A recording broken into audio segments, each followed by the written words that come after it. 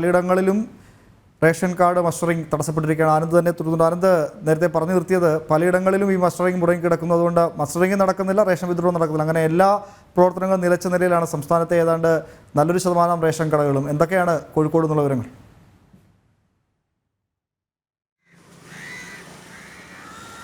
തീർച്ചയായും ഉമേഷ്, നമ്മളിപ്പോൾ കോഴിക്കോട് നഗരത്തിലെ പ്രധാനപ്പെട്ട ഒരു റേഷൻ കടയുടെ മുമ്പിൽ തന്നെയാണ് നിൽക്കുന്നത്. ദൃശ്യങ്ങളിൽ നമുക്ക് കാണാം ആളുകൾ ഇപ്പോൾ എണ്ണം കുറവാണ്. ഈ ആളുകളുടെ എണ്ണം കുറഞ്ഞതിൻ്റെ അടിസ്ഥാന കാരണം എന്ന് പറയുന്നത് രാവിലെ മുതൽ വൻ തിരക്കാണ് ഇവിടെ അനുഭവപ്പെട്ടിരുന്നത്. ഈ മസ്റ്ററിംഗ് സംവിധാനം നിലച്ചതോടുകൂടി തന്നെ എല്ലാവരും മടങ്ങി പോവുകയായിരുന്നു.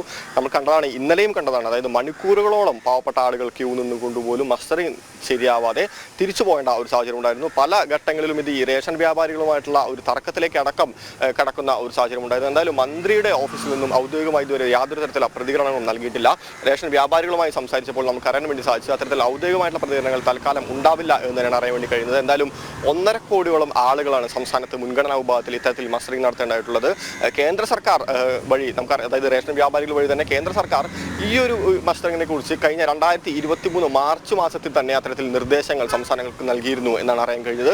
പല സംസ്ഥാനങ്ങളും ഇത്തരത്തിൽ ആദ്യഘട്ടത്തിൽ തന്നെ ഈ മസ്റ്ററിംഗ് നടപടിയിലേക്ക് കടക്കുകയും ചെയ്തിരുന്നു. എന്നാൽ കേരളം കഴിഞ്ഞ ഫെബ്രുവരി മാസത്തിൽ മാത്രമാണ് ഇത്തരത്തിലുള്ള കാര്യത്തെക്കുറിച്ച് അതായത് മസ്റ്ററിംഗ് രംഗത്തേക്ക് കടക്കുകയും ആളുകൾക്ക്, അതായത് ഈ സപ്ലൈകോ അടക്കമുള്ള ആളുകൾക്ക് ഇത്തരത്തിലുള്ള അതിനെ സംബന്ധിച്ച ട്രെയിനിങ് പ്രോഗ്രാമിൽ കടക്കുകയും ചെയ്തു എന്നാണ് റേഷൻ വ്യാപാരികൾ നമ്മളോട് പറഞ്ഞത്. അപ്പോൾ സ്വാഭാവികമായിട്ടും ഉയരുന്ന ഒരു ചോദ്യം, ഈ 1.5 കോടിയോളം വരുന്ന ആളുകൾക്ക് ഒരു മാസം കൊണ്ട് ഏത് തരത്തിലാണ് മസ്റ്ററിംഗ് സമ്പ്രദായം പൂർത്തിയാക്കാൻ സാധിക്കുക എന്നുള്ളൊരു ചോദ്യം ഇപ്പോഴും അവശേഷിക്കുന്നുണ്ട്. നമുക്കറിയാം 15, 16, 17 അതായത് ഈ 3 ദിവസങ്ങളിൽ റേഷൻ വിതരണം നിർത്തിവെച്ചുകൊണ്ട്, അതായത് ആനന്ദ് മുൻകൂട്ടി ഒരു മുൻകരുതലില്ലാതെ കൃത്യമായ ആസൂത്രണമില്ലാതെ ചെയ്തൊരു പദ്ധതി ആയതുകൊണ്ട് വളരെ വേഗം ഇത് തടസ്സങ്ങൾ ഉണ്ടാകുന്നാൽ തടസ്സങ്ങൾ പരിഹരിച്ച് മുന്നോട്ട് പോകാനുള്ള ഒരു ആസൂത്രണവും നടക്കുന്നില്ല, അങ്ങനെയല്ലേ?